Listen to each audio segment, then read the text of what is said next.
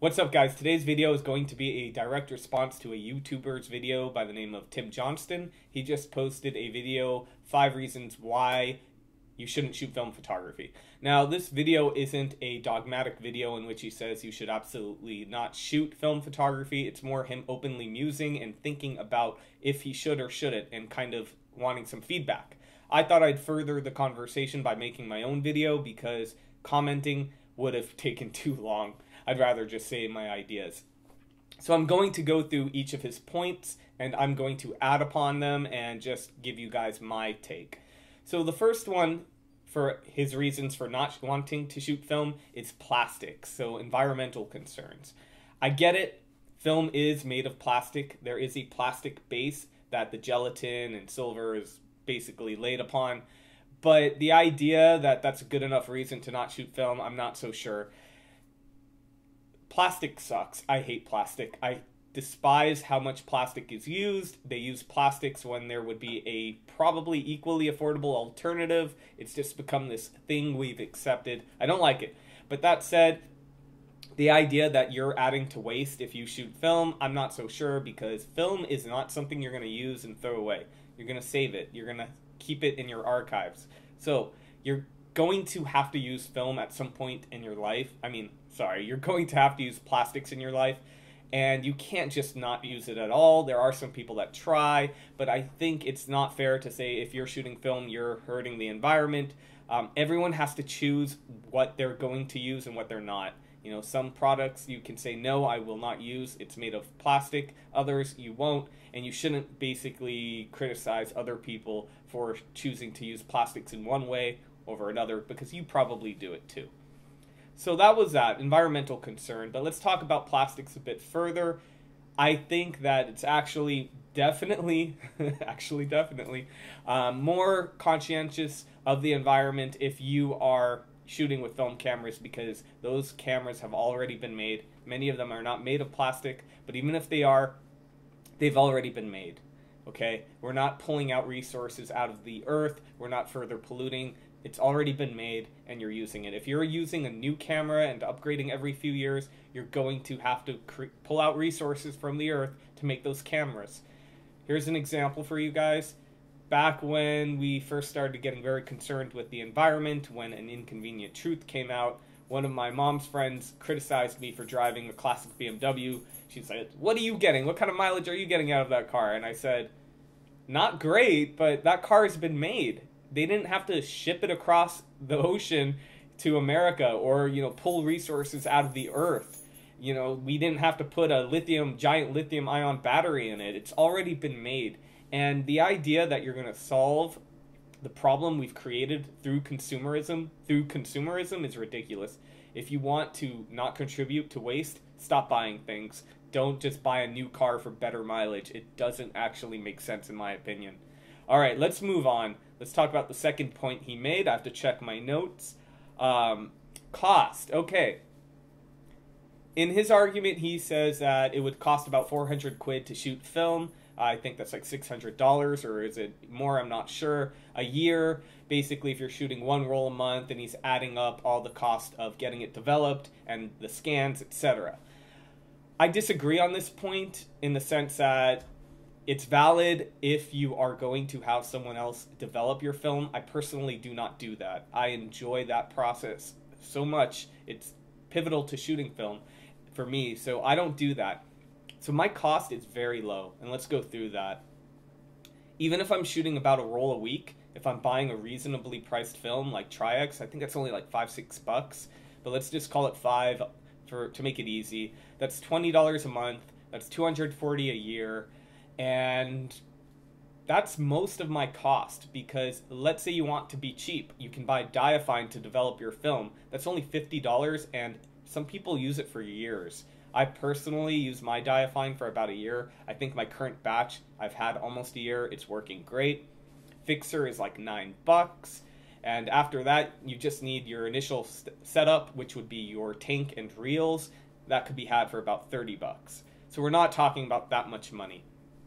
So the idea that that will somehow come out to more money than, let's say, a $3,500 camera without a lens if you want a really good pro camera, or let's say you want to go for a affordable pro camera, something like a Sony a7 III, that's $2,000 without a lens, and it is going to be outdated. It's going to be outdated sooner or later, and the beauty of these film cameras is if you're enjoying it now, you're not going to enjoy it less than 5 years. They don't really get outdated, okay?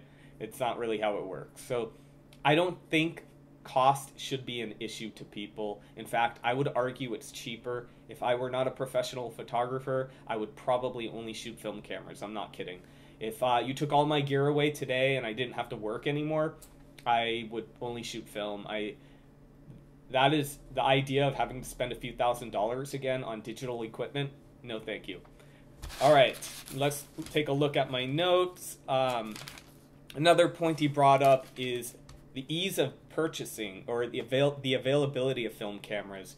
He mentions that it might be harder to get film cameras in the UK compared to America. I don't know if that's the case or not. I don't think it's hard to find film cameras. I will say the prices are going up, but not inhibitively if you're going to buy an affordable one. It's more like the really well-known cameras that are going up in price, and it's getting out of hand for some cameras, like a Contax, for example, or a Pentax 6.7. I think I bought my whole kit for like $450, and I think I could probably get like $1,200 for it today.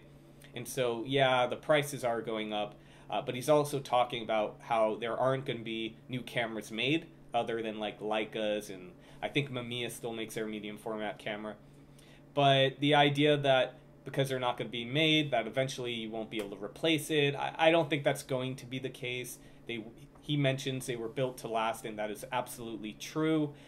If you get a mechanical camera, most likely it will never have a problem in your lifetime, I think. It really depends. If you get a camera with any electronics, and possibly.